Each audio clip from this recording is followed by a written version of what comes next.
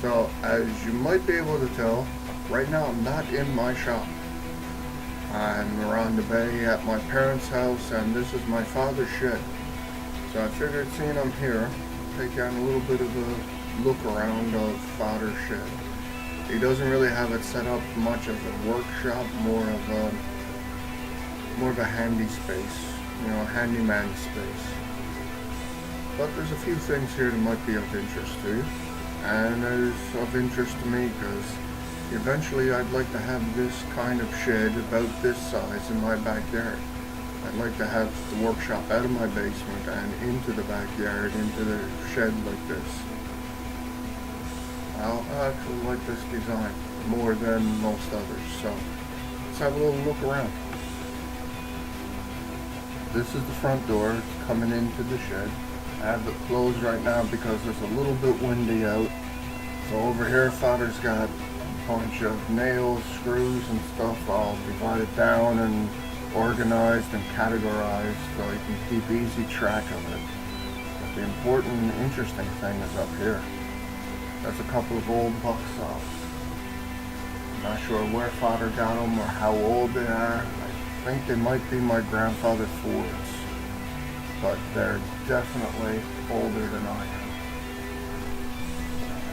Up here on the walls, some more old tools. I believe this also comes from my grandfather's, a couple of scythe or sickle. So here on the wall, Father's got himself a little organizational system set up, screwdrivers and wrenches, his level. But my nephew has been down here and he ripped up cardboard as evidence of his presence. He likes taking cardboard apart and making paper dinosaurs and such out of it. So as we look along the bench, about to pass my computer, recording this. Father's got more storage, more things hung on the wall here. Up here above, that's a couple of very old levels. My grandfather Ford, my father's father, was a mason by trade, up until the point that he had to give it up because of heart problems. And one of the tests for them was to make their own level. They had to make these by themselves. They had to go to the carpenters and get some help from them. And they actually made these levels themselves by hand. That's what the bottom one is. The top one is an old Stanley, number 252 and 48. I think that's what it looks like it says. I don't know if maybe that one was an old one of my grandfather's from before. So over here in the corner, Father's got a nice little shoulder plane. I should really ask him about that.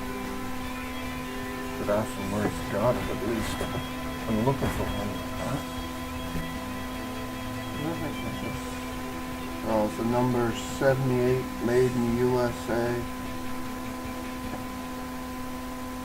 And that's a Stanley. That's a nice old shoulder plane. You can see the blade comes out through the side here, helping to shave it down and make a nice rapid cut. And from here on the back wall, Father's got the rest of his tool storage and some decorative items. Up on the wall is an old pair of antlers. I'm not sure where he's gotten them from, but they've been around for quite a while as well. A couple of fishing rods on the wall. That'll soon be time for another bit of fishing. An old piece of cupboard there and on your window from previous kitchen cabinets, proving that once again you don't want to toss anything out until you're sure you have no use for it. Here on the wall there's lots of shelves for storage, some coolers and inflatable beds and whatnot. Father has a little table saw there, a little shop craft. I don't think he makes much use of it, but it's up to him. Father has little chop saw for cutting up boards for firewood and such. An old, no, that's not an old, that's a new log splitter he got there last year, yard work. So far he's been doing nothing but singing his praises. Old pedal bike on the wall has been around for quite a while. Around the corner here in the back, Father uses the rest of this space for firewood storage. Getting the wood out of the wet to get it dried out before winter. That Father's shed is about 16 foot wide by about 24 feet long. And if given an opportunity, I'd really like to do this in town. Put this together in my backyard and have my driveway come directly down into it. Now, something else that's a little bit different is that Father doesn't have garage doors here. These are twin doors, so 2 layers of plywood sandwiched together and screwed into place. They've been hinged and hung in the door frame, and if given the opportunity, I think I'd like to do something like this. I don't like the idea of overhead garage doors, so if at any time I get to build this shed, it won't have garage doors. I don't like the idea. If I was recreating this in my backyard, I definitely need more electrical outlets. I need at least a couple of specialized outlets to be able to accommodate dust collection and heavier tools. So far in my shop, I haven't needed to do anything like that. So maybe I'm overthinking things again, but it is a possibility. I definitely want to do dust collection in here, which means I'd have to figure out where to put that. I wouldn't have any need for the firewood storage area, which means I'd gain 7, maybe 8 feet in the back of the shed to be able to put more space, so I could easily accommodate a dust collection unit out in the back. But this is my father's shed. It's a great little spot. We come out here a fair bit just to hang out, sit in the old rocking chair and talk